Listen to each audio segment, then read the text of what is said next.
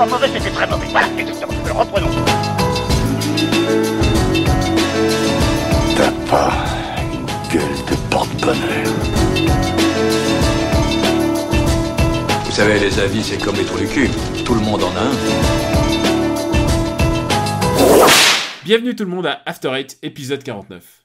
After Eight, c'est le talk show qui déconstruit la pop culture. On y parle de tout. Ciné, comics, séries, bouquins. Mais cette fois-ci, on va parler de jeux vidéo.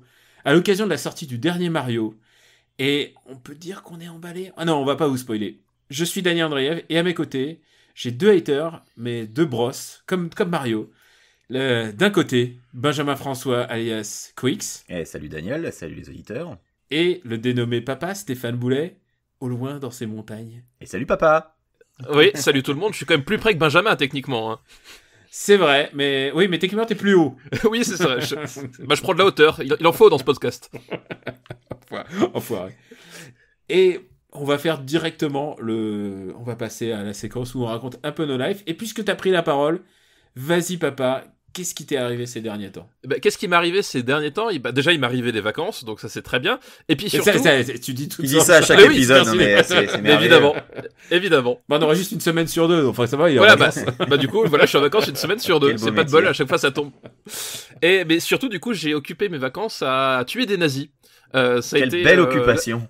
Voilà, ça a été la thématique tuons un maximum de nazis pendant ces vacances parce que j'ai eu le privilège de tester et Wolfenstein et Call of Duty World War II pour Gamecult. Donc j'ai finalement pas beaucoup dormi, mais j'ai tué beaucoup de nazis. Et alors, est-ce que tu as quel est ton indice de satisfaction là-dedans ? Écoute, Wolfenstein, j'en avais déjà parlé, hein, il me semble, dans Super Ciné Battle, on va pas épiloguer. C'était une reco, hein, donc c'était une reco. Et puis, Call of Duty, comment dire, on va dire que c'est Call of Duty. Donc, je pense que si t'adhères pas forcément à la formule, c'est pas cet épisode qui va te réconcilier avec la licence, clairement pas. Mais d'un autre côté, ça reste à mon sens le meilleur Call of Duty sorti depuis facilement 7 ans. Depuis le 4 ? Non, pour moi, le dernier qui était correct, c'était Black Ops, le premier. D'accord. Et parce que moi j'ai arrêté à Modern Warfare, donc au premier. Tu pouvais. Enfin, le suivant Boulatoire était atroce, vraiment abominable. Mon dernier c'était Call of Duty Chien. Call of Duty, donc c'était Ghost. C'était Ghost. Et c'était très décevant. C'est pas le meilleur jeu avec un chien. Non mais oui, voilà, c'était assez décevant. Non mais du coup voilà, là c'est un Call of Duty qui s'en sort bien. Enfin à mon avis, c'est vraiment le meilleur qu'on ait depuis au moins 7 ans. Après bon, il y a toujours les mêmes soucis, hein, ça reste quand même un jeu de tir au pigeon avant d'être un FPS. C'est toujours moi ça c'est le genre de truc qui m'agace toujours un petit peu, c'est que surtout quand tu t'es tapé Wolfenstein la semaine d'avant, où globalement t'es quand même forcé de courir à droite à gauche pour essayer de t'en sortir et de choper les ennemis. Là vraiment t'avances d'un point à un autre en tirant sur les mecs. Ça a pas changé, mais voilà, il y a des séquences qui sont plutôt réussies. Voilà, ça fonctionne à son niveau. Donc c'est pas la révolution, mais c'est l'occasion de jouer à un Call of qui est correct, et ce qui à mon sens n'est pas arrivé depuis un bon moment. Donc voilà. Est-ce qu'il y a des passages très grandiloquents, très cinématiques, qui sont un peu la marque de fabrique des Call of en fait ? Oui, voilà, c'est un peu le truc, c'est que t'as toujours ces passages ultra scriptés avec une mise en scène qui en fait des tonnes. Il y a des passages qui fonctionnent très très bien. Il y a notamment à un moment donné lors de la bataille des Ardennes où t'es bombardé par l'artillerie allemande et tu dois traverser la forêt. Puis du coup, tu vois pas d'où ça vient. Puis tu vois les arbres qui explosent à droite, à gauche, qui te tombent dessus. Tu dois essayer de trouver ton chemin. Enfin, il y a des passages qui fonctionnent, d'autres qui sont complètement à la rue. Il y a notamment une séquence à un moment donné où il y a un train qui se crache et tu vois les wagons qui te volent au-dessus de la tête. C'est comme dans un film Marvel, tu sais. Non, mais comme dans Super 8. Oui, il y a un côté Super 8 et donc du coup ça fait un peu, voilà, il y a des moments, c'est comme d'hab, ils sont allés un peu trop loin dans l'enthousiasme hollywoodien, et il y a des moments qui sont un peu ridicules, d'autres qui fonctionnent très bien. Voilà, donc ça souffle un peu le chaud et le froid, quoi. T'as plus de moments réussis que de moments ratés. Donc ce qui fait que pour moi, à mon sens, c'est un Call of Duty qui s'en sort quand même plutôt pas trop mal. Mais bon, ouais, t'as toujours ces séquences qui sont un peu too much parfois. Je suis un peu fan de Call of Duty 3 à l'époque où c'était la bataille de Paris.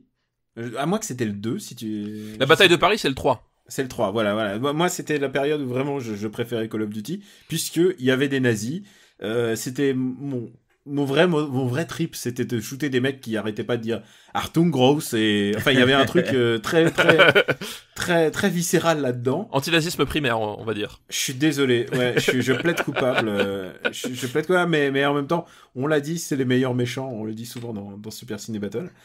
Et est-ce que ça me satisfera ou alors voilà, est-ce que je choisis Wolfenstein ou est-ce que je choisis Call of? Ah bah alors pour ce qui est s'il s'agit de buter des nazis. Pour ce qui est de massacrer du nazi, c'est Wolfenstein clairement, parce que Wolfenstein vraiment l'optique ce sont des nazis et on est là pour prendre du plaisir à leur défoncer la gueule. Enfin t'as vraiment une optique presque politique vu le contexte actuel. En fait c'est ça qui est super étrange en fait, c'est que ça devient politique de dire c'est kiffant de détruire l'idéologie nazie sous toutes ses formes. Donc parce que dans Call of Duty World War II en fait ils prennent vraiment un grand soin de séparer la Wehrmacht, les nazis, les Allemands, enfin voilà t'as vraiment ils essaient vraiment de remettre les choses un peu à plat, etc.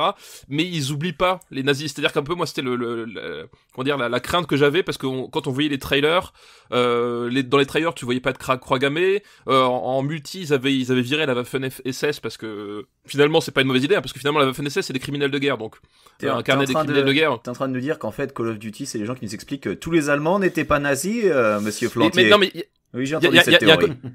Il y a un côté comme ça, c'est tous les Allemands étaient pas nazis, mais les nazis ça restait des pourritures. Enfin t'as vraiment le côté ils ont voulu remettre les choses à plat, et je trouve l'optique plutôt réussi, surtout que c'est la première fois dans un jeu comme ça où ils remettent un peu justement l'antisémitisme et les crimes de guerre nazis dans le cœur du scénario du jeu. Parce que tu prenais tous les Call of Duty qui se déroulaient dans la Seconde Guerre mondiale, en fait, c'est des batailles. Voilà, ouais. C'est des soldats allemands, il y en a certains qui avaient des croix gammées, machin. Mais c'était juste les batailles. Là, ils prennent vraiment le soin à un moment donné de rappeler que oui, l'antisémitisme faisait partie du nazisme, et que oui, il y avait des camps de prisonniers, de travail, tout ce que tu veux, où il se passait des choses horribles dedans, et ils le montrent. Et dans l'optique, je trouve que c'est plutôt intelligent de la part d'une grosse licence comme ça, parce que finalement c'est vraiment les derniers que tu t'attendrais à prendre ce genre de risque entre guillemets. Et en même temps c'est un peu dans la tendance, puisque oui, c'est clairement Battlefield est revenu aussi à la guerre, à la Première Guerre mondiale, enfin vraiment. Voilà, mais il pouvait continuer de se la jouer. Oui, les nazis existaient pas, hein, c'était juste deux armées qui se battaient, et il y avait pas d'idéologie. Là quand même ils ont pris le soin de le rappeler, et je trouve l'intention louable. Il marche sur des œufs. Mais il le rappelle ou il le montre, parce que je me rappelle avoir lu un article, je crois que c'était la semaine dernière, qui expliquait que montrer un camp d'extermination dans un jeu vidéo, c'est quand même archi casse-gueule. Alors il le montre, parce que t'as une séquence dans un camp de... Alors c'est pas un camp de concentration, c'est un camp de travail. D'accord. Déjà, petite nuance. Il le montre, mais surtout, je trouve qu'il le montre de la bonne façon, c'est-à-dire que t'as pas une gigantesque bataille où tu dois prendre des points de contrôle, ou à un moment donné t'as des explosions partout. Vraiment, c'est une séquence qui est vraiment, pour le coup, à portée pédagogique dans le jeu. C'est une séquence, c'est pas du tout une séquence de baston ou quoi que ce soit, quoi. Donc il le montre, c'est modélisé, etc. Mais ils exploitent pas le filon ultra hollywoodien dans cette séquence-là. Et je pense qu'à mon avis, c'est la meilleure façon qu'ils avaient pour le faire, quoi. D'accord. Ah, donc la version Sega, est-ce que tu as joué à un jeu qui s'appelait Valkyria Chronicle? Oui, parce alors que dans Valkyria Chronicle, j'ai joué. C'était une grosse métaphore, c'était les Dark Sen qui étaient des gens opprimés, et puis il y avait des camps, mais c'était pas très bien identifié. Tout était une espèce de métaphore, c'était vraiment très malaisant, tu vois. Donc j'ai l'impression que plus t'affrontes le propos frontalement, et mieux c'est, en fait. Il faut pas essayer de faire des métaphores là-dessus, quoi. Oui, là clairement, comme dit, ils ont choisi vraiment à mon avis, ils choisissent vraiment le bon angle, surtout dans le cadre de cette licence qui est très grand public, très américaine. Enfin vraiment, voilà, ils ont choisi le truc frontalement. Et ils ont décidé de le faire vraiment, ouais, comme dit, pile la bonne façon, sans que ce soit trop décalé ou trop zarbi. Ce qui empêche pas d'ailleurs le jeu après de dire bon au fait, il y a des nazis zombies, il faut leur éclater la tête. Ah, quand même. Oui, quand même, ouais, faut retourner au basique. Et juste pour préciser, ton test est donc, tu l'as écrit pour Gamecult, il est disponible. C'est ça. Il est déjà disponible. Il est déjà disponible, il fait 20 000 signes, donc c'est un peu long, mais il y avait des choses à dire. Et je suis sûr que t'as fait synthétique. Et en plus, oui, le plus synthétique possible. Et écoute, c'est l'occasion pour moi de rebondir, puisque j'ai aussi testé quelque chose pour Gamecult, qui normalement est disponible cette semaine. Il s'agit de c'est un jeu qui s'appelle Kyoei Toshi, et qui s'appelle City Shrouded in Shadows. en version occidentale, mais bon, c'est un jeu japonais. Et c'est un jeu dans lequel Tokyo est en train de se faire détruire par des Godzilla, est en train de faire il y a Caméra, il y a les anges de Evangelion. Bref, Tokyo est en train de passer un mauvais moment. Et toi, t'es juste un humain et t'essayes de te casser. T'essayes de survivre dans ces espèces de chaos ambiant. Et c'est un des jeux les plus moches que j'ai vu depuis très longtemps. C'est d'une laideur, enfin genre, il y a la pire scène de fusillade que j'ai jamais vue de ma vie. Il y a sans doute une des pires scènes de conduite de moto que j'ai jamais vue de ma vie aussi. Alors, est-ce que c'est pire que la scène de conduite de moto de Resident Evil 6 ? Je pense que c'est pire. Qui se conduisait littéralement toute seule. Alors, je pense que c'est pire. Oh putain, j'ai tellement hâte. Et c'est vraiment, c'est un jeu, c'est entre PlayStation 2 et PSP, quoi, en termes de technique. Mais en même temps, il y a le goût des nanars. En fait, si tu aimes les nanars, si tu aimes les gens, les films, c'est comme les films. Les films qui sont des nanars, c'est des films qui voulaient bien faire. Et à un moment, dans la production, il y a quelque chose qui s'est mal passé. Et ben là, c'est exactement pareil, mais en jeu vidéo. C'est rare que ça arrive, des nanars authentiques de jeux qui voulaient bien faire. Et ben là, c'est le cas. Et ben alors, donc je vous conseille vraiment ce jeu qui s'appelle Kyoei Toshi, donc City Shrouded in Shadows. Je sais pas si ça va sortir en Occident. Il y a quand même beaucoup de licences, et après il faut qu'ils se mettent d'accord sur les licences et les traductions et tout ça. Il y a Ultraman aussi, donc tu vois, ça devient un peu compliqué en termes de droits. Mais par contre, c'est hilarant, c'est débilissime. T'es poursuivi par des espèces de martiens avec des pistolets qui te rapetissent et qui te mettent dans des tubes pour faire des expériences. Et quand c'est pas ça, bah t'es poursuivi par des limaces dans le métro. C'est toujours mal fait, mais c'est très rigolo. Est-ce que je t'ai convaincu? Convaincu, je sais pas, mais c'est vrai que le nanar de jeu vidéo, c'est super tendu à voir parce que généralement un jeu vidéo qui est mal foutu, c'est horrible à utiliser. Non, là, quoi. T'as envie d'y jouer, t'as envie de finir l'histoire. En plus, la particularité, c'est que tu peux choisir si t'es un homme ou une femme, tu peux choisir si t'es un salaryman ou une salarywoman. Et alors la particularité, c'est si tu es une femme, et ça c'est rarissime au Japon, tu peux choisir d'aller rejoindre ton ami, comme le mec d'ailleurs, il va rejoindre un pote, sauf que tu peux aussi choisir de retrouver ta petite amie. Les mecs, ils n'ont pas le droit d'avoir l'option petite amie, mais par contre, il y a les filles, et évidemment, c'est un jeu japonais, donc dès la 3e mission, tu te retrouves en uniforme de vendeur de combini, t'as les...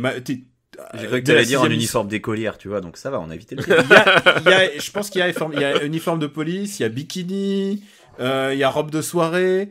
C'est toujours très mal fait, mais c'est délicieusement mal fait. J'ai adoré, et donc mon test sera disponible normalement cette semaine. À l'heure où vous écoutez After Eight, normalement il est disponible.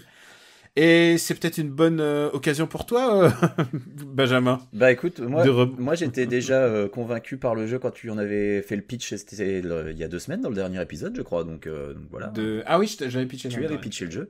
Moi j'ai pas énormément de news vu que en fait j'ai passé ma semaine à poncer Mario Odyssey dont on va parler dans quelques instants. Par contre mon voisin lui est occupé à poncer tout court, donc si vous entendez une scie électrique ou une ponceuse dans l'arrière-plan, eh bien c'est normal, c'est mon voisin qui fait des travaux dans son appartement.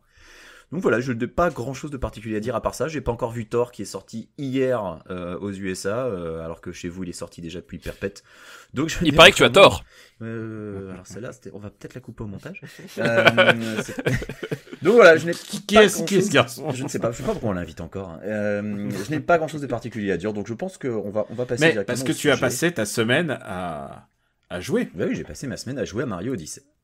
Eh ben écoute, on va parler de Mario. Non, c'est de ce côté qu'il faut regarder. Oyez, sa papaya. Ça vous dirait un ice cream avec mon ami et moi?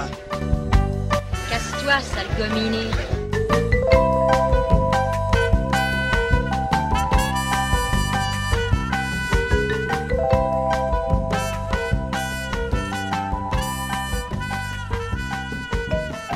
C'est lui, Mario, il est de retour. Et quelle année pour Nintendo, puisqu'ils ont quand même réussi à révolutionner Zelda, et puis là ils reviennent avec un Mario authentiquement satisfaisant. Ouais, un Mario majeur, entre guillemets, puisque...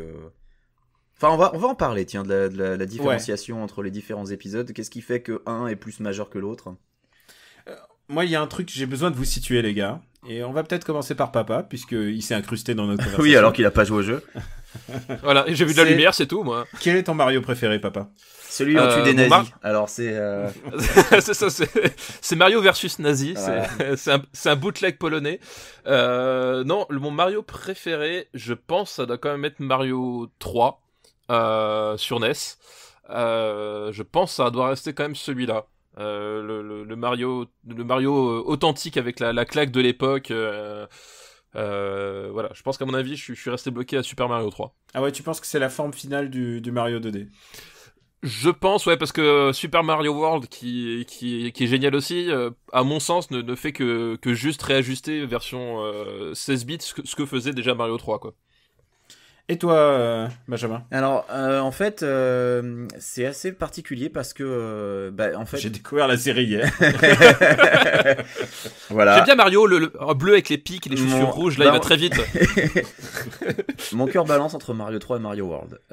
Pour la simple et bonne raison que Mario 3, à l'époque, quand il est sorti, genre, anecdote personnelle, j'avais saoulé mes parents en disant faut aller l'acheter, parce que mon anniversaire était genre 2 mois plus tard. Et que quand on y était allé, il était en rupture. Et que donc à la place, j'avais eu Bart vs The Space Mutants, le jeu des Simpsons sur NES, qui était On a tous un jeu pourri qu'on nous a acheté. pas du tout la même limonade. J'y ai joué aussi. Et Je qui, soutiens, je connais ce jeu, je connais. et qui, en tant que fan des Simpsons, finalement, était pas si nul, mais était archi dur et était un cauchemar absolu. Et puis, évidemment, c'était pas Mario 3, quoi. Donc, du coup, Mario World, lui, je l'avais eu avec la Super Nintendo quand j'ai acheté la console Day One. Alors, il y a un affect assez particulier parce que j'ai passé énormément de temps dessus, alors que Mario 3, j'avais dû l'emprunter et que du coup, j'ai jamais vraiment pu le poncer jusqu'à la sortie de Mario All-Stars, que j'avais fini par choper, tu vois. Donc, ça serait plutôt Mario World, je dirais. Alors moi j'avais un relationnel particulier puisque moi j'avais pas de Nintendo. Nintendo, je le rappelle, c'était là pour moi la console des bourges. Ouais. Moi j'avais une Sega, j'étais un prolétaire. Et alors c'est vrai en plus, c'est. Moi, j'avais une Mega Drive et une NES. Sega était moins Ah, cher. les jeux étaient beaucoup toujours moins chers chez Sega, oui, ça c'est. Et du coup, il y avait plus de RPG aussi. Donc tu vois, j'étais plutôt, je roulais plutôt pour Sega. Mais je crois que quand j'ai joué au premier Super Mario Bros, je squattais chez un pote et ça a été la claque parce qu'on l'a fait plusieurs runs, on a fait genre 8 ou 10 runs d'affilée, on gagnait à chaque fois et on rejouait pour savoir jusqu'où on pouvait aller combien de fois on pouvait gagner d'affilée en fait à Super Mario Bros, puisqu'à chaque fois on prenait la première fois que j'ai vu un Warp Zone, j'ai cru que ma vie allait être bouleversée quoi. genre waouh, tu sors de l'écran quoi. Ah ouais, c'est vrai. Ouais. Et donc pour moi, il y a vraiment le premier Super Mario Bros qui est essentiel et Super Mario 64 qui est, je pense, le maître étalon de toute forme de jeu 3D sorti ensuite en fait. La manière de gérer la caméra, l'inventivité, le fait de se repérer dans l'espace, le fait d'avoir des plateformes qui ne sont plus sur le même plan, mais par contre sur lesquelles tu peux jouer avec les volumes, tu peux jouer avec les transparences. Pour moi, Super Mario 64, je pense qu'il y aura plus jamais, j'aurai plus jamais le même effet, la même sensation que lorsque j'ai découvert Super Mario 64 et où je me suis perdu dans un monde 3D. En fait, si on regarde, c'est pas si grand le premier niveau de Super Mario 64, mais par contre, Non, mais on n'avait pas l'habitude à l'époque, donc oui. Le premier contact que j'ai eu, on était perdu. Il y avait un emballement et ouais, j'ai jamais été aussi emballé par un jeu presque de ma vie. Donc ouais, Super Mario 64 et donc ouais, ça me permet de nous situer un peu sur l'échelle de Mario. Est-ce que vous avez d'autres bons souvenirs de Mario comme ça? Je vous ai parlé de ma Super Mario 64. Si tu veux, moi sur 64, en fait, je comprends tout à fait l'emballement sur le monde ouvert, les nouvelles possibilités que ça offrait, parce que j'ai vécu la même chose quand j'y ai joué la première fois. Mais moi, il y a un truc qui m'a tout de suite rebuté et qui me gêne encore avec les Mario 3D, c'est que je trouve ça moins précis en matière de saut, par exemple. J'ai jamais réussi à m'y faire. Alors c'est peut-être moi, il y a peut-être des gens qui vont me dire ouais non, moi je fais ce que je veux, je me débrouille comme un chef. Alors, en plus on voit des vidéos sur YouTube de mecs qui font des trucs dans Odyssey que moi je me dis même dans un rêve j'arriverai jamais. On va en parler, mais c'est incroyable. Et si tu veux, moi c'est ça qui m'a un peu rebuté dans 64, alors que je reconnais toutes les qualités dont tu as parlé évidemment. C'est que ne serait-ce que pour sauter sur un Goomba, j'avais tu vois les premiers quand j'ai commencé à y jouer, j'en chiais.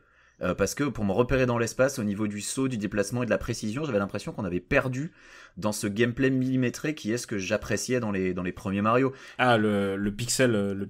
Voilà, exactement. Tu gérais le fameux saut du 8 du niveau 8-2. Non, c'est du 8-1, c'est à la fin du 8-1. C'est le 8 à la fin du. Ouais. Tu gères tes sauts au pixel près, et là j'avais l'impression d'avoir un peu perdu ça en fait, de plus avoir cette précision absolue. Et tu vois, j'ai reterminé les 96 niveaux de Mario World, j'en parlais dans le dernier épisode pour les rétro achievements, et c'est vrai qu'il y a cette il y a cette satisfaction quand tu réussis tes trucs et que tu sais que tu vois t'es jamais pris en défaut par le jeu en fait. Bah pour le coup je suis de l'avis j'étais exactement dans la même position que toi Benjamin, c'est que j'ai toujours eu ce problème là aussi avec les Mario full 3D, même les 3D, enfin les 2,5D, comme les 3D Land, c'est qu'effectivement, je trouve que j'ai toujours eu du mal à retrouver ce qui faisait la précision, c'est-à-dire que Mario, bon, c'est surtout le cas dans le premier, mais Mario 1, 2, 3 jusqu'à World, t'as vraiment un côté presque instinctif. C'est-à-dire qu'à un moment donné, tu sens quand appuyer sur le bouton et à chaque fois, enfin, tu prévois vraiment exactement là ce que tu vas arriver. Enfin, t'as vraiment un côté instinctif, immédiat, que je ne retrouvais pas dans Super Mario 64. Et effectivement, moi aussi, ça me cassait les couilles. C'est que deux fois, tu loupais un ennemi parce que la perspective était un peu pourrie, que justement la caméra était pas alignée comme il fallait exactement. Enfin, du coup, voilà. Et c'est pour ça aussi tout mon problème que j'ai eu par la suite avec les jeux de plateforme en 3D.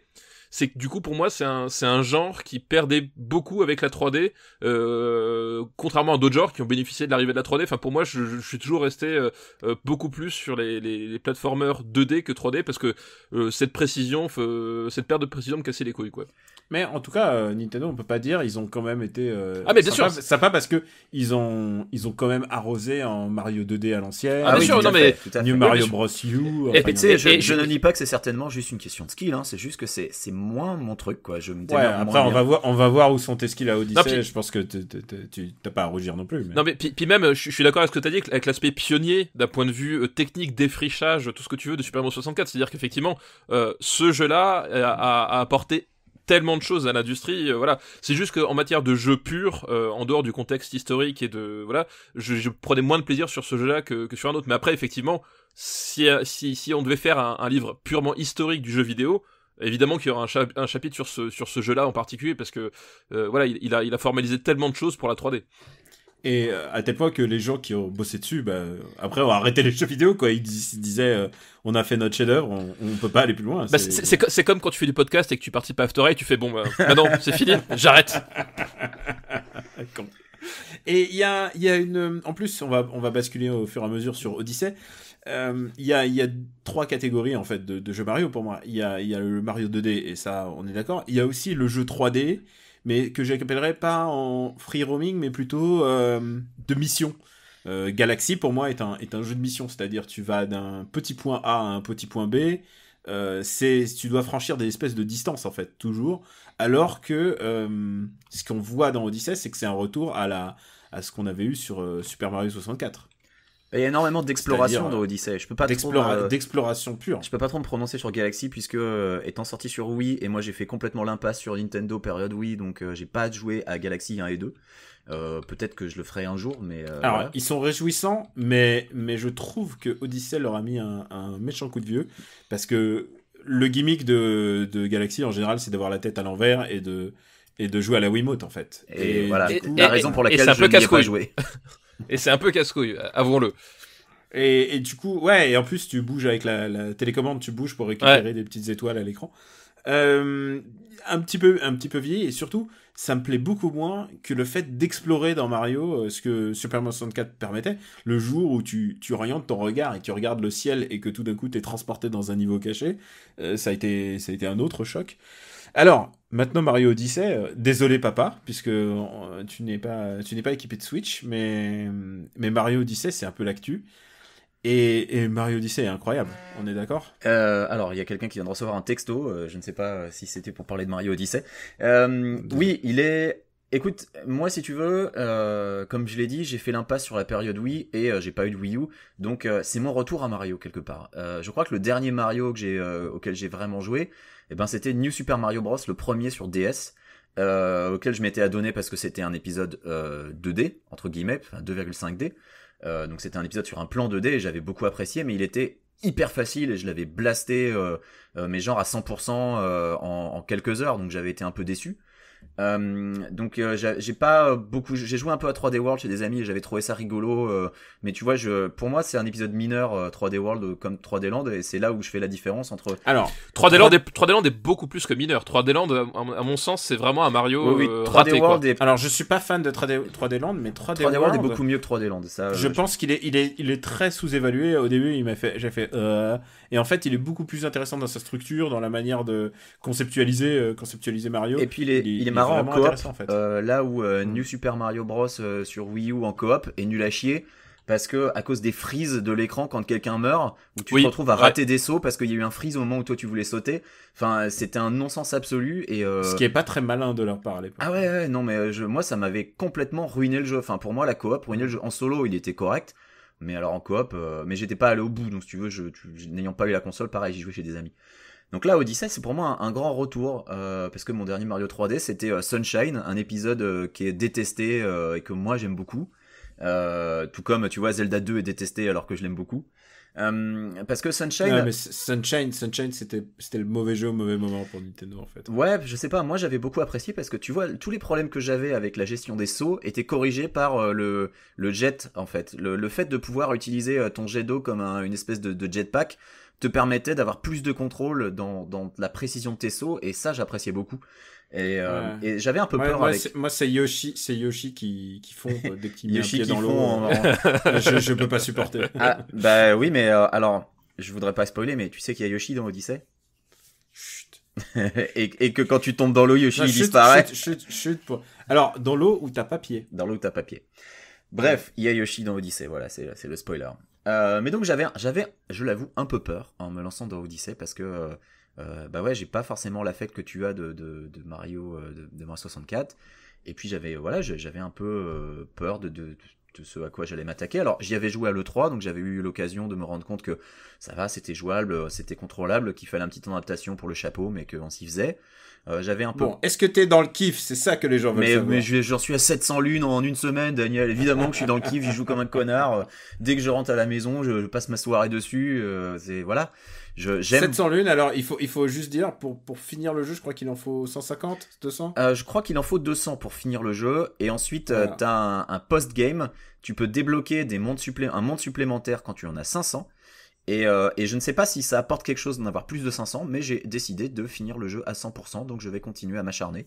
Même si ça commence un peu à devenir compliqué. Là, je commence à avoir du mal à voir les lunes. Elles sont plus aussi. Mais dites-moi, j'ai une question parce que vu de l'extérieur, moi la sensation que j'ai eue en tout cas au niveau des trailers et des démos que j'avais pu voir tourner quand j'étais par exemple à la Gamescom, c'est que ça me semblait être un Mario vachement disparate en fait. Alors, je dois vous avouer que rien que le niveau de la ville en fait, je vois des vidéos, je trouve ça atroce, bah, écoute, genre vraiment, et j'ai vachement peur de cet aspect-là. J'ai 2 points négatifs et la DA en fait partie. Oui. D'accord, ok. Donc oui, moi c'est l'impression que j'avais de l'extérieur, donc je voulais voir si ça se confirmait une fois dans le jeu, quoi. En fait, oui, c'est très disparate, avec des niveaux qui se veulent un peu réalistes, avec des niveaux complètement cartoon et complètement débiles assumés. Et t'as un contraste très net entre les différents royaumes, parce qu'en fait tu voyages d'un royaume à l'autre via t'as un espèce de vaisseau spatial qui va de royaume en royaume. Donc oui, la direction artistique est très étrange. Mais elle est très cute par moment. Ouais. C'est ça qui est bizarre, c'est que par moment il tente le kawaii mais à fond les ballons. Et d'autres moments où on dirait Sonic Adventure en fait, avec des êtres humains normaux. Voilà. Ah, mais c'était ça. Enfin, vraiment, j'apprends entre ça. Ouais. Et alors, moi j'adore ça parce que tout d'un coup, dans Mario, t'as la mère de la ville, et la mère de la ville, elle va te dire, il faut que tu réunisses les musiciens du groupe de jazz. Genre, je me suis dit, mais what the fuck, pourquoi mon jeu Mario me demande quelque chose comme ça? Et en fait, c'est génial, parce qu'au bout d'un moment, tu trouves un musicien, et tout d'un coup, il joue l'air de Mario, mais juste sur son instrument, et ensuite, tu les récupères tous, et au bout d'un moment, t'obtiens un vrai morceau. Et il joue le thème de Mario. Si le jeu était entièrement basé sur cette mission, je prenais quand même. C'est génial. Il y a des missions absolument sidérante. Et en fait, ce qui est intéressant, c'est vrai qu'il est très disparate. Mais j'étais en train de refaire un niveau tout à l'heure, et c'est pas un niveau avancé, c'est le niveau du désert. Et je suis allé juste au moment où il y a un endroit où il y a une mini oasis. Et je me suis concentré juste sur cet endroit. Et genre, il y a une dizaine d'étoiles cachées dans tout ce que tu peux imaginer. La déformation Mario 64, c'est des lunes dans Odyssey. Oui, c'est vrai. Il y a des tonnes de trucs cachés juste à chercher par pure curiosité ou par maniaquisme comme chez Quicks par exemple, puisque je sais que t'es un complétiste. Alors, Mec, je le sais. moi, j'y vais de manière assez systématique en fait. Quand j'ai pas. Au début, oui, je voulais vider un niveau avant d'en changer. Bon, je me suis vite rendu compte que c'était idiot et que j'allais perdre mon temps à essayer de faire ça. Surtout que quand tu termines le jeu, tu débloques des nouvelles lunes dans tous les anciens niveaux. Et d'ailleurs, t'as pas entièrement tort. Il y a un royaume où il y a des étoiles, mais on va pas trop spoiler. Donc oui, j'avais cette approche un peu systématique, mais en fait, ce que je fais et ce qui m'a permis d'y prendre le plus de plaisir, c'est que je me balade et dès que je vois un truc qui est un peu louche, eh ben j'y vais. Et c'est une approche que j'ai aussi un peu, par exemple, dans les jeux open world, et c'est quelque chose que Nintendo a bien adapté, je trouve. C'est que quand t'as l'impression d'avoir inventé un truc, enfin d'avoir découvert un truc auquel tu te dis ouais, allez tiens, je vais faire ça pour voir si je peux gruger le jeu, si je peux abuser du moteur, les développeurs ils y ont pas pensé, et en fait tu trouves une lune et tu dis ah mais merde, en fait ils y ont pensé. Et c'est quelque chose qui me rappelle un peu, tu vois, l'époque de Red Dead Redemption où tu te trouvais intelligent quand tu ligotais une bonne sœur sur la voie ferrée et qu'en fait tu vois que ça débloque un achievement, et où là tu fais ah ouais, en fait je me suis fait avoir. Alors ça marche sans être une bonne sœur en fait. Ça marche juste avec. Ah ouais, moi je l'avais fait avec une bonne sœur parce que je trouvais ça plus rigolo. Mais toujours est-il que j'approuve. J'ai l'impression d'entendre Stéphane Boulet. mais toujours est-il que forcément, oui, moi je suis d'accord. Dans Mario, t'as cette il y a cette profusion de trucs partout, parce qu'évidemment t'as 900 lunes, alors je sais pas combien il y en a au total, je crois qu'il y en a au moins 999, mais ouais, il y en a au moins 999 parce que j'ai vu passer un screen de quelqu'un qui avait complété 999. D'accord, donc je pense qu'il y en a 999, et évidemment, partagé en quoi? Il y a 15 royaumes, donc tu te doutes que des étoiles, putain ça y est, moi aussi, des lunes, il y en a évidemment partout. Et l'inventivité parfois de ces. Et oui. C'est vrai, c'est tellement inventif, c'est tellement réjouissant. Et je suis complètement d'accord avec toi. Il y a un truc de rapport à ce que tu peux faire et ce que tu dois te débrouiller pour comprendre. Tu disais, t'as l'impression d'aller dans un bug, et en fait, non, le jeu il a complètement prévu ça. Exactement. À tel point que Super Mario 64, quand tu faisais une course contre le pingouin, ou tu vois, tu faisais une course ou la tortue. T'avais pas le droit de gruger. Si tu prenais un warp, quelque chose, on te disait ah non, t'as pas le droit. Là, au contraire, tu dois gruger. Au contraire, quand tu fais une course, c'est du free running et il faut que tu trouves tous les moyens possibles et imaginables de rebondir sur les murs, de passer par les warps, de prendre tous les raccourcis possibles, ouais, parce que les coupas eux gagner, car sinon tu gagneras pas. Ouais, les coupas eux les prennent les raccourcis, ils se font pas chier. Et d'ailleurs, c'est un truc que j'ai remarqué hier puisque je faisais la course du royaume du palais de Bowser. Et en fait, à un moment, je me suis dit, ah mais là, il y a un tuyau qui me ramène directement à côté de l'arrivée. Bah non, le tuyau, il disparaît pendant la course. Parce que les mecs, ils y ont pensé, quoi. Et t'as droit à tout, sauf les machins où ils se sont dit, ah non, ça, on va le désactiver parce que sinon, c'est trop facile. Et ouais, comme tu le dis, il y a une inventivité qui est folle. Il y a des moments de bravoure qui sont absolument géniaux. Enfin, voilà. Les boss sont tous rigolos, ils ont tous une identité. Ils ont un design de merde, par contre. Enfin, les lapins. Ouais, bon, les autres boss sont cool, mais les lapins ressemblent à des méchants de Sonic, quoi. Ouais, les lapins ressemblent à des shitty friends, quoi. Les lapins ressemblent à des lapins crétins laids. En fait, c'est vraiment très très bizarre. Oh putain, oh la vache, la vision d'horreur. C'est Ubisoft qui leur a dit prenez nos personnages pour faire les méchants. Et voilà, un boss sur deux, c'est un lapin, et c'est des boss que tu revois ensuite, et ils ont un design affreux. Et sinon, il y a des boss qui ressemblent à Sonic, enfin Dark Souls, Sonic. C'est très bizarre. Il y a un niveau hommage à Dark Souls, on peut le dire. Franchement, honnêtement, c'est clairement un hommage à Dark Souls. C'est les mecs qui font bon, regardez, nous aussi on peut le faire. Il y a vraiment plein de bonnes idées et surtout une telle générosité parce que d'habitude maintenant les jeux on te fait le DLC, on te fait le pack de niveaux supplémentaires, le season pass. Là tout est dedans quoi. Il y a un côté très ultime et final et ce que j'adore en plus, ça c'est Nintendo qui sait faire ça, enfin qui savait faire ça et qui remonte, qui savent le faire toujours. C'est la difficulté graduelle, c'est-à-dire que ça commence, c'est de la rigolade et puis là je commence à avoir vraiment des moments où je balance quelques gros mots comme... T'es obligé de te sortir les doigts, quoi, pour y arriver. Ouais. Voilà, où il y a vraiment des moments où je me dis, ah merde, ce coup-ci, là, il faut vraiment me concentrer. Et à chaque fois, il y a un tel sentiment de satisfaction que seul Mario sait faire. Et c'est ça qui est fou, c'est que c'est le seul platformer, personne n'arrive à faire ça. Mais t'as raison. Personne n'arrive au niveau de Mario. Personne. T'as raison sur la générosité parce que tu peux essayer de vider les niveaux intégralement, mais une fois que tu termines le jeu, t'as tout un post-game Je veux dire, t'as le générique de fin, mais le générique de fin, t'as pas la moitié du jeu qui est faite, quoi. Et, Ah non, même pas, il y avait un huitième. après le générique de fin, tu retournes retournes dans les anciens niveaux, tu découvres des nouveaux trucs, tu ouvres, tu explores des nouvelles zones. Et les niveaux sont encore plus intéressants quand tu les réexplores. Et voilà, et ouf. t'as un royaume et demi qui se débloque après avoir fini le jeu, quoi. Donc tout ça, c'est des trucs que les autres te fileraient en DLC. Bah Nintendo, ils ont dit non, termine le jeu et puis on te donne accès à tout ça. C'est incroyable de richesse. Je pense que les auditeurs l'ont compris. On est assez emballés. Et juste, on va en mettre une couche pour un peu d'eg notre ami Moi, j'ai papa. un petit point négatif quand on... Ah, mais vas-y, vas-y, balance. mon point négatif... Non, en fait, je voulais... Vas-y. Mon point négatif, j'en ai parlé sur Twitter immédiatement quand j'ai commencé à jouer au jeu, c'est le motion control. Les motion control, Nintendo a décidé que on allait quand même coller du motion control, même quand tu joues en mode portable. Et c'est incompréhensible. Secouer sa console, c'est un peu bizarre. Secouer sa console, c'est vraiment extrêmement bizarre.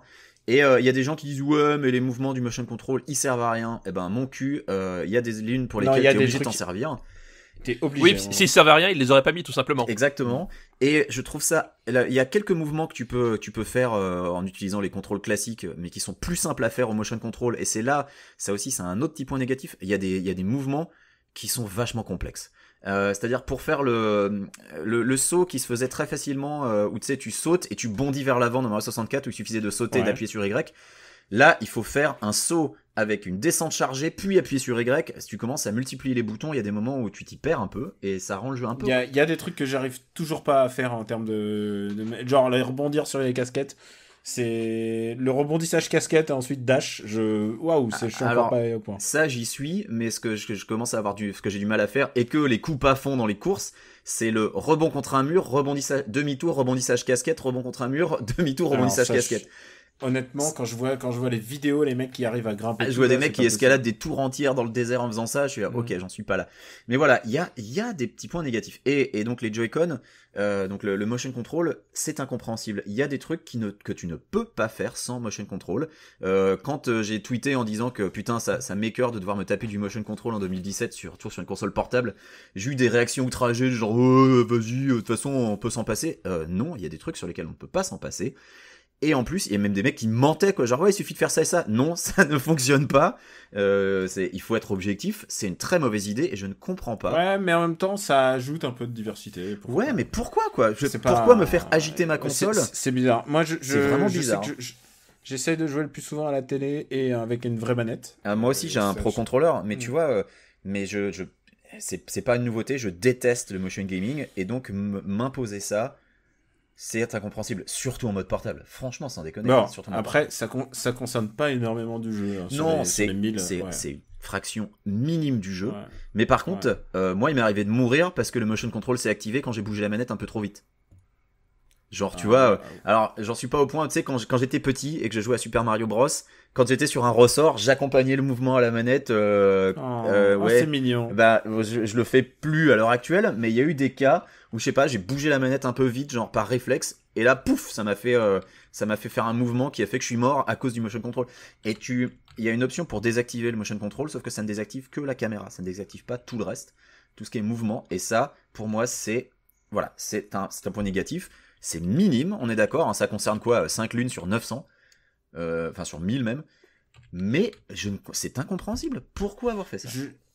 Juste pour deg un petit peu papa qui n'a pas encore de Switch, mais ça ne saurait tarder, comme il le dit si bien. Exactement, il a tellement de temps libre en plus, hein, tu sais. Ouais, c'est vrai. Quand même, quelle première année pour Nintendo.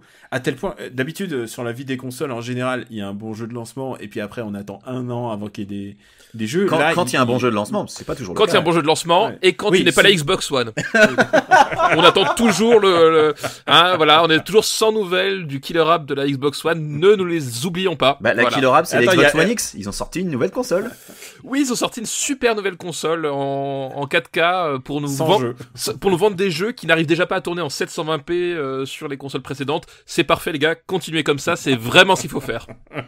Oui, je crois qu'ils ont tout compris. En plus, ils se sont dit, putain, PlayStation 4 Pro, là, ils ont vraiment cartonné. Oui. C'est vraiment un bon exemple. Chez PlayStation, ils sont tellement à fond dans le PlayStation 4 Pro qu'ils ne font aucune pub depuis le lancement de leur PlayStation 4 Pro. Il n'y a pas de jeu dédié. Donc, il y a juste les anciens jeux qui tournent mieux, quoi. C'est tout. Alors que la Switch, je crois que Nintendo n'a pas eu un truc a pas eu un produit aussi populaire, aussi qui a tellement le vent en poupe depuis la Super Nintendo. Ah, la Wii quand même, la Wii, Daniel, la Wii. Mais la Wii, c'était du très grand public, mais la Wii auprès des gamers, c'était pas encore ça. Il y avait toujours, comme toi, moi j'ai zappé. Gaming. Ouais, voilà. Alors que la Wii, elle a vendu à des millions d'exemplaires. C'est une des consoles. Mais moi, la Wii, j'ai zappé pour deux raisons. Le motion gaming, déjà, que je détestais. Et en plus, moi, j'adorais, je sais que toi, c'est pas ton cas, mais moi, j'adorais le GameCube. Et moi, j'avais l'impression qu'on me revendait la même console recarrossée avec juste une télécommande qui fait poète-poète pour 3 fois le prix. Donc, moi, la Wii, j'ai dit. Comme en général, ils recarrossent à chaque fois la génération d'après. Mais la Switch, là, ils sont arrivés à un moment, une espèce de Vista, un grand jeu par mois, à tel point que dans la première année, ils ont même Doom qui arrive, c'est dire. Ouais. Et c'est ça, c'est dire. Oui. Ils ont le jeu de l'année de l'année dernière qui arrive. Exactement. Bon, ça sera probablement injouable, mais ils l'ont, quoi. Oh, je pense que tu vas pouvoir te débrouiller. Mais le truc, c'est que dans la même année, ils ont eu Mario, un nouveau Mario et quel Zelda. Et un nouveau Zelda. Et quel Zelda. C'est incroyable, à tel point que je me demande, est-ce que la deuxième année, ils vont pas... comment ils vont pouvoir maintenir la pression? C'est ça qui va être intéressant, mais déjà rien qu'entre Zelda et Odyssey, c'est l'offre Switch et ils nous ont fait mentir en plus, incroyable. Parce que je te rappelle que toi comme moi, on s'était dit qu'on attendrait plusieurs mois parce qu'on voulait voir, et puis finalement, moi j'étais déjà assez vendu par le concept, et puis finalement, moi j'ai fait Day One de la honte. Ça fait longtemps qu'une console m'a pas autant... Tu vois, j'en suis au point où j'ai tout un tas de jeux indés sur Steam, qu'en fait j'ai acheté sur Steam pendant des soldes ou que j'ai eu en Bundle que j'ai jamais lancé, et ben je les rachète pour y jouer sur Switch. Parce que tu sais quoi, j'ai pas eu l'occasion de le faire sur PC. Moment, j'adore jouer à la Switch en fait. Mais pareil. Le contact de la machine est très agréable quoi. On est à des années-lumière de la Wii U, c'est assez. Mais la Wii U et son gamepad qui était play school au possible, alors que là non, t'as vraiment pas du tout le même feeling. C'est très convenable. Ouais. C'est tout à fait convenable et c'était pas du tout sur le même standard. Ouais, non, je suis d'accord. Moi j'étais est sur Amazon, il est en train de regarder les prix. Non mais moi pas du tout parce que moi en fait la Switch, mais il y a Wolfenstein qui sort sur Switch bientôt. Non mais c'est ça, j'adore le catalogue, j'ai qu'un seul problème avec la Switch. C'est le concept, j'en ai rien à battre d'avoir une console portable et alors, les manettes, je trouve les jeux non, tu dis ça, mais quand t'es en pleine partie et que t'as besoin d'aller faire caca, je peux te dire que le concept, tu l'adores. Non, honnêtement, je pense que ça me fait chier de payer pour un concept comme ça, bon, à la rigueur, mais surtout les Joy-Con, je trouve que ça reste des manettes qui vraiment en tout cas, sont pas adaptées du tout pour mes mains. Tu joues à la manette, mec. Oui, mais tu joues à la manette, mais justement, ça me fait chier de payer 80 balles un contrôleur correct pour aller avec la console. Je trouve ça super relou, quoi. C'est déjà? C'est le 4 août. 4 août. C'est noté. Mais non, mais tu vois, ce que je veux dire, c'est que ça me fait chier, et surtout de la part de Nintendo d'avoir à racheter un contrôleur qui est vendu super cher en plus. Ouais, d'accord, mais si tu achètes le contrôleur pro, ça veut dire que tu as 3 manettes déjà. Oui. Ouais, non mais tu peux déjà jouer à Mario Kart avec tes 2 enfants. Ouais, mais pour jouer à Mario Kart, en plus c'est le même que sur Wii où j'ai déjà la Wii. Vrai, pour le coup, Mario Kart, c'est un très mauvais exemple, quoi. Mais voilà, c'est juste ça qui me regarde avec cette console, sur Wii U, c'est la console elle-même. Tu as dû acheter 2 manettes à côté pour jouer avec tes 2 enfants. Ou alors qui reviennent plus cher qu'un Wiimote, contrôleur pro. Ou alors les Wiimote. Mais non, j'avais des Wiimote. Ou alors tu les punis à la Wiimote. Il est loin le temps des batteries là. Vous savez les piles à foutre dans les Wiimote. Oh là là. Ah non merde, on va lancer Quick sur Zelda et sur Zelda qui lui rappelle qu'il faut mettre des piles. Mais bref, ouais. Allons dans les recos les gars. Mais en tout cas, voilà, non, mais moi c'est un grand oui pour moi qui n'avait pas aimé, En fait, c'est une mauvaise foi de dire ça parce que j'ai pas joué à Galaxy, donc ça se trouve je les aimerais. Mais pour moi qui n'avais pas joué un grand Mario 3D depuis Sunshine, je prends un plaisir incroyable sur Odyssey et c'était pas forcément gagné d'avance. Donc voilà, je suis très content. C'est validé. Moi, je trouve ça juste très dommage que Mario éclipse la ressortie de Bubsy sur à peu près tous les supports. Et je trouve ça scandaleux qu'on n'en parle pas. Voilà, cette espèce d'omerta est vraiment intolérable. Tu as vu on essaye de baïonner Bubsy. Tu as vu le tweet du compte Bubsy où il y avait je sais plus qui avait dit oh là là quelle année pour la plateforme et avec un screenshot de Sonic Mania, du remaster de Crash, de Mario Odyssey et tout. Et là t'as un tweet du truc Bubsy qui fait hey, il vous reste de la place pour un mec en plus. Et moi j'ai presque envie de voir le videur de boîte de nuit qui fait non toi tu rentres pas. Ouais, toi tu rentres pas, c'est vraiment ça quoi. C'est vraiment ça. Allez, putain, passons au reco. Pourquoi est-ce que je perds mon temps avec un branquignol dans ton genre, alors que je pourrais faire des choses beaucoup plus risquées?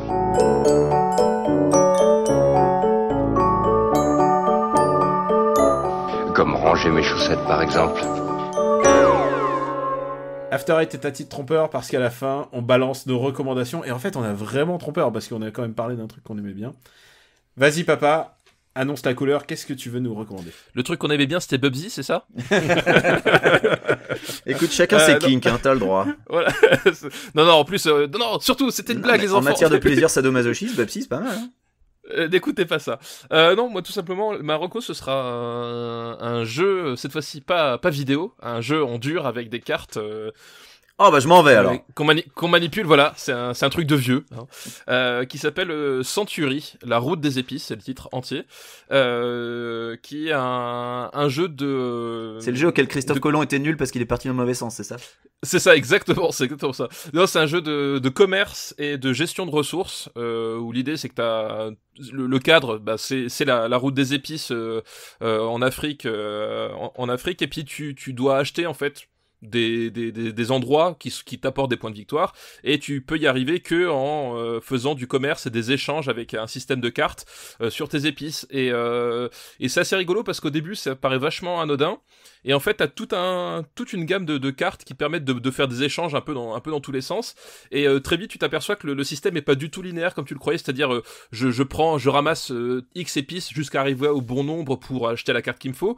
C'est que si tu utilises bien tes cartes, bah tu peux transformer tes épices en 4 autres épices qui elles-mêmes vont être transformées en plusieurs trucs, etc. Enfin t'as vraiment un espèce de côté en étoile comme ça, et qui offre plein de possibilités, et ça, c'est vraiment assez rigolo, et c'est facile d'accès comme j'ai dit, donc en plus c'est vraiment, je pense, un bon jeu pour les soirées, parce que ça s'explique vite, ça se comprend vite, et tu rentres facilement dedans, et c'est vraiment chouette quoi. Bah ça a l'air assez cool. Tu nous invites ? Ah bah bien sûr, évidemment, vous êtes toujours invités les gars. Et toi, Coix ? Moi, je vais parler comics, puisque est sorti il y a 2 semaines, je crois, aux USA, le hardcover, donc l'édition cartonnée de The Dark Knight 3 Master Race de Frank Miller et Brian Azzarello.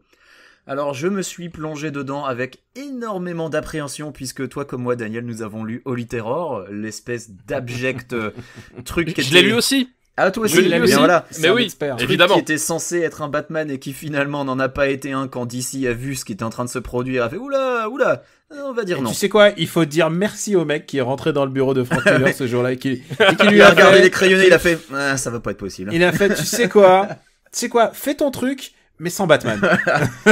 tu peux mettre Catwoman dedans si tu veux, on l'appellera autrement, mais fais ton truc sans Batman. Donc voilà. Elle l'appelle The Cat en plus. Ouais, un truc comme ça. Bref, toujours est-il que Holy Terror, c'était une catastrophe, donc et puis All Star Batman and Robin, c'était une catastrophe aussi, donc j'avais très peur de ce Dark Knight 3 Master Race, et j'ai été agréablement surpris parce que c'est pas mal du tout en fait. C'est pas mal du tout. Miller abandonne ses côtés les plus réacs, retourne un peu à l'anarchie qui était plutôt ce qu'il montrait dans ses premières œuvres. Comment dire, je trouve ça... Miller est apaisé, on va dire. Voilà, c'est un Miller apaisé, mais l'histoire, elle, est tout à fait convenable. Alors, on n'est pas au niveau du premier Dark Knight, mais on est au-dessus de The Dark Knight Strikes Again, je trouve. Il y a plein de gens qui vont dire c'est pas dur, et c'est pas complètement faux. Le hardcover est très bien fait, il resitue chronologiquement toute l'histoire et les tie-ins, puisqu'il y a des tie-ins, et Miller a été assez salaud là-dessus. Il y a des tie-ins que t'es obligé de lire, sinon tu comprends absolument pas ce que vient faire un perso là-dedans, ou qu'est-ce qui est en train de se passer. Mais voilà, l'édition est tout à fait agréable. Et bien voilà, Batman et Superman sont de retour. Et cette fois-ci, ils ne se tapent pas sur la gueule. Ils s'allient contre une menace vachement plus importante que ce qui se passait dans le précédent. Et je ne vais pas en dire trop, puisque je pense que c'est vraiment un album qui mérite d'être lu, donc j'ai envie que les auditeurs intéressés le découvrent par eux-mêmes. Donc voilà, je ne pensais pas recommander du Miller après Holy Terror, et Dark Knight 3, moi j'ai trouvé ça bien. Il faut dire aussi que c'est pas Miller tout seul, c'est Brian et Brian Azzarello. Et Brian Azzarello. Et Brian Azzarello, c'est pas un manchot, mais Brian Azzarello, il est aussi coupable de l'adaptation de l'adaptation en animé de The Killing Joke, qui était une catastrophe. Donc. Mais tu sais quoi, on a tous des. On a tous des squelettes dans le placard. Il y a Bruce Timm, il est en train de sombrer complètement en ce moment, Bruce Timm. Donc, voilà. Un jour, toi, on va te dire, putain, le mec, il était modérateur chez Gamecult. Ou pigé chez Gameblog. Enfin, tu vois, il y a plein de trucs comme ça. Shots were. Shots were. Écoute, je n'ai pas demandé ce counter, papa, mais j'apprécie. C'était gentil de ta part. L'occasion était trop belle, désolé Daniel. Voilà. De mon côté, non mais tu tout pour la vanne. C'est ça, c'est tout moi. Elle est légitimée. De mon côté, je vais recommander aussi un comics et je vais recommander Astro City. Astro City, malheureusement, ne sort plus en France. Il sortait, je crois, aux éditions Semic. Et pour vous le situer, Astro City, c'est écrit par Kurt Busiek qui avait fait il y a très longtemps un comics qui s'appelait Marvels avec Alex Ross. Ah oui, magnifique, excellent comics. Qui est un comics qui situe le monde Marvel, mais à à hauteur d'homme. Voilà. C'est-à-dire c'est un journaliste qui regarde l'évolution du monde Marvel au moment où il est en train de se créer, sous ses yeux de journaliste, et c'est à niveau d'homme. Et il a fait Astro City qui resitue beaucoup le même contexte, sauf que évidemment il a ni les licences Marvel ni les licences DC, donc il a inventé ses propres super-héros, mais qui sont à chaque fois c'est des knock-offs très connus. Il y a un knock-off de Superman, il y a un knock-off de Batman. J'ai cru que tu allais dire il y a Tintin, il y a Lucky Luke, il y a Spirou Fantasio, enfin des licences. Tu serais surpris à quel point c'est très très très précis et très profond en termes d'écriture. Il y a un des arcs d'Astro City, un de mes préférés, genre de comics de tous les temps, qui s'appelle Confession. C'est le deuxième arc, si un jour vous avez l'occasion, et je crois que celui-là, il est sorti en français. Et donc Astro City continue depuis vachement longtemps. Il a repris, depuis que Kurt Busiek a repris la santé. Et du coup, chaque arc développe une manière différente d'aborder cet univers.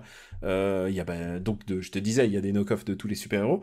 Et dans le dernier numéro, c'est-à-dire le numéro 47 et 48 de mémoire, il développe un super-héros qui m'a particulièrement touché, puisque c'est un héros qui fusionne avec son chien.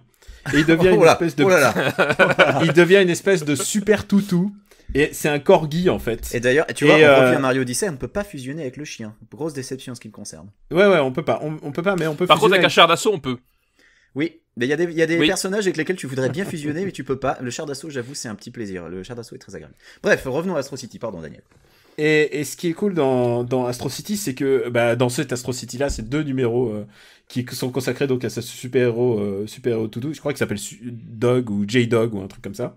Et c'est qu'il rejoint une espèce d'Avengers des animaux de compagnie avec un super chat. Le concept est génial. Il y a un super chat, il y a un autre, il y a un chien fusée qui ressemble à un teckel.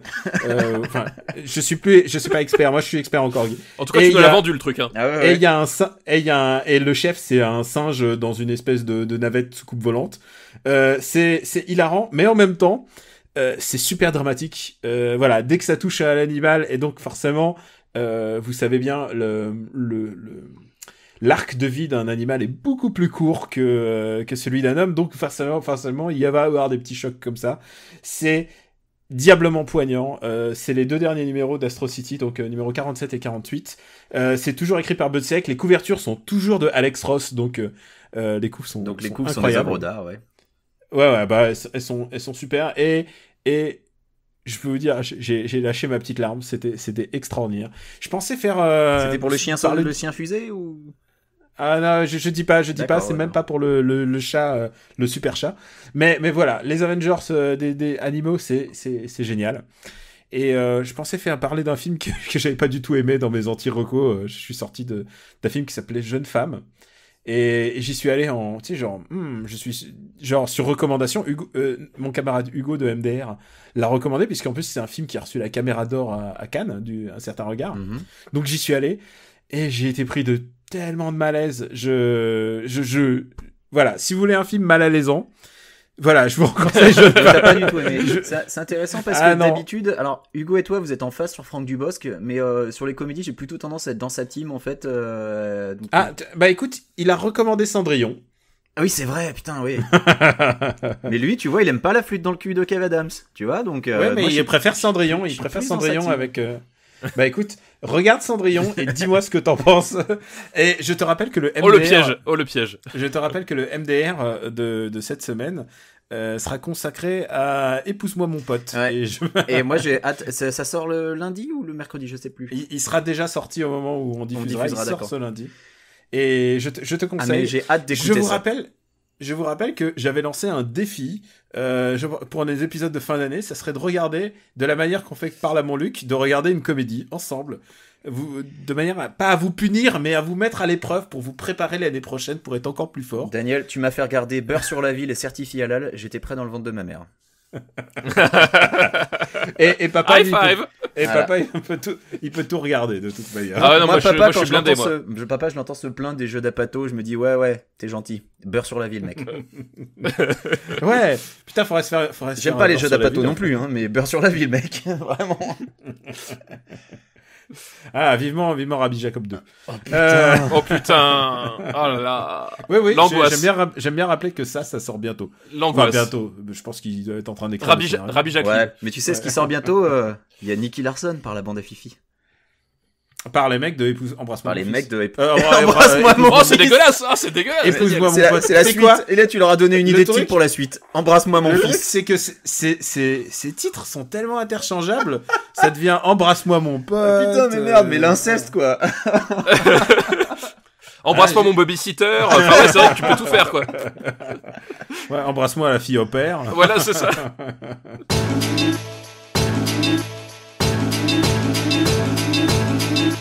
Bon, je crois qu'on a tout dit sur les recos, les loulous. Bah Je crois qu'on a tout dit, ouais. Écoute, quand t'as écrit Astro City sur le conducteur, j'ai cru que t'allais parler de bande d'arcade. Je me disais, tiens, intéressant, pourquoi pas. Astro City 47. Oui, ça fait beaucoup de bandes d'arcade quand même, faut avoir un grand garage. Papa, où peut-on te retrouver ? Eh ben écoute, sur Gamecult, sur Super Ciné Battle, Parle à mon Luc, et puis voilà, c'est déjà bien. Quix ? Et bien sur Twitter, KWYXZ, dans afterite.fr, dans Parle à mon Luc, et il faudrait qu'on enregistre le prochain épisode un de ces jours, les loulous. Ben, c'est vrai que bon, faut qu'on se trouve 3 heures de libre parce que Jeanne d'Arc, mais il faudrait. Parce que Jeanne d'Arc ? Oui, parce qu'on a dit qu'on faisait la version longue en plus. Comme bah oui, comme des cons, on fait la version longue. À souffrir, faut le faire jusqu'au bout. Vous pouvez pas forcément en ce moment me retrouver sur Gaming Sins 198X, mais c'est les 10 ans du site, et le camarade Shane a écrit un article pour célébrer les 10 ans du site, donc voilà, mine de rien. Je suis content, j'ai lancé un site il a 10 ans, donc voilà, bon, ça fait toujours plaisir qu'il ait survécu. C'est pratique, hein, quand on n'a pas besoin de pub pour survivre, on peut laisser traîner le truc sans jamais l'updater, et puis ça fait pas grand chose. Et puis voilà, je faire pense ça que... pour After Eight. Mais on fait déjà ça pour After Eight, tu sais. Daniel, toi tu gagnes de l'argent avec After Eight. J'aimerais bien que tu m'expliques comment tu fais. Attends, là, qu'est-ce que c'est que Zéro sous. J'ai l'impression qu'on se fait carotter. Bon. Alors. Et toi, où peut-on te retrouver alors? Bah alors, trésor public pour payer tout. Tout l'argent que tu gagnes avec tes podcasts. Hein. Non, malheureusement, il faut payer les charges. Voilà. faut payer l'hébergement. Bah ouais. Alors, Caméra-Boutique sur Twitter. Vous pouvez aussi me retrouver donc sur After Eight, Super Ciné Battle, Parle à mon Luc, et bien évidemment, qu'est-ce que j'ai pas MDR, dans lequel aussi, tu épouses ton MDR. pote. Et il y a aussi Gaijin Dash. Mais oui. Et alors, la bonne partout. nouvelle...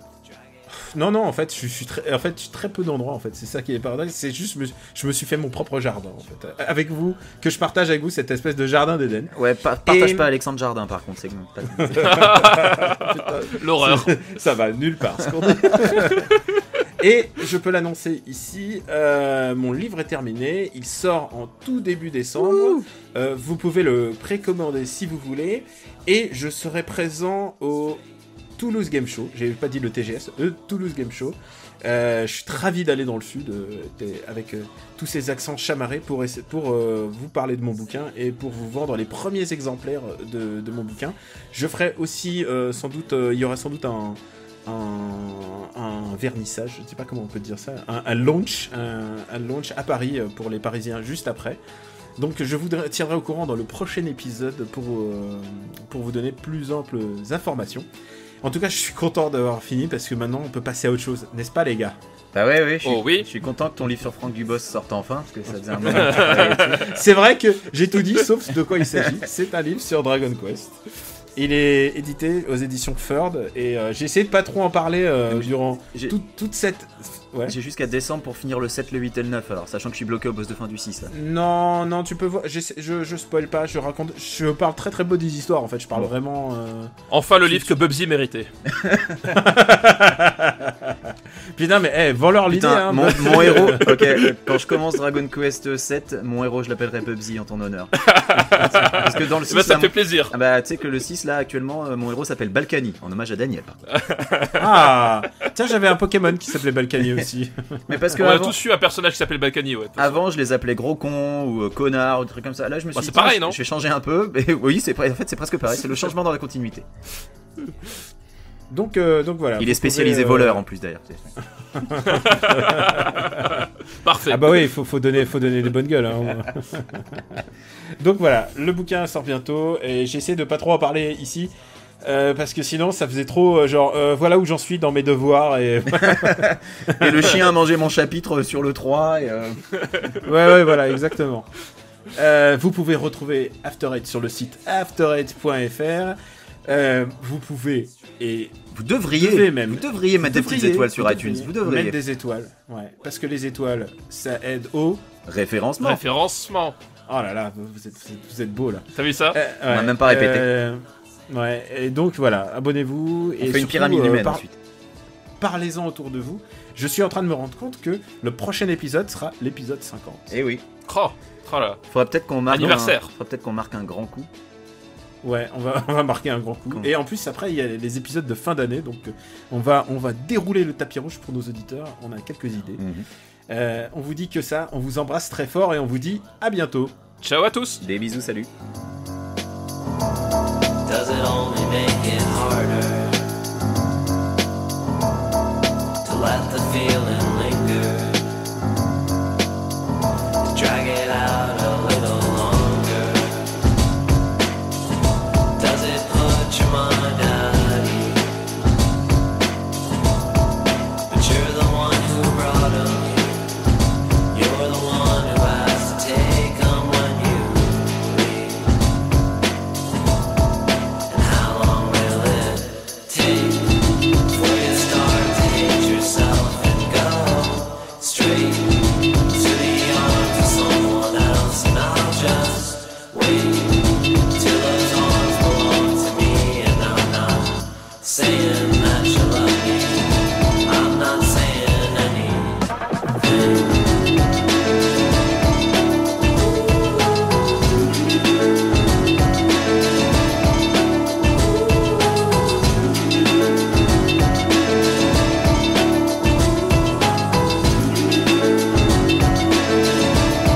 How long will it take before you start to hate yourself and go straight to the arms of someone else? And I'll just wait till those arms belong to me.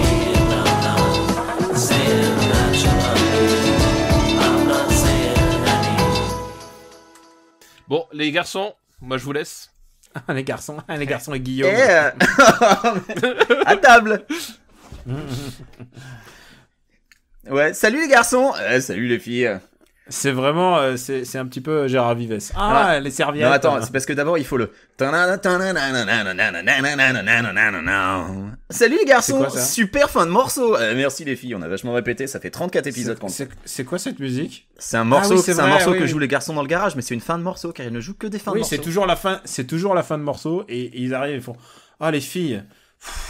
Oh là là, je suis. Oh là là, cette répétition. Oh là là, c'était bien. Je sais pas ce que j'ai là, mais je crois que je me suis luxé le poignet. Ah, mais pas de problème, que d'amour. Attends, je vais te faire un bisou, ça va aller beaucoup mieux.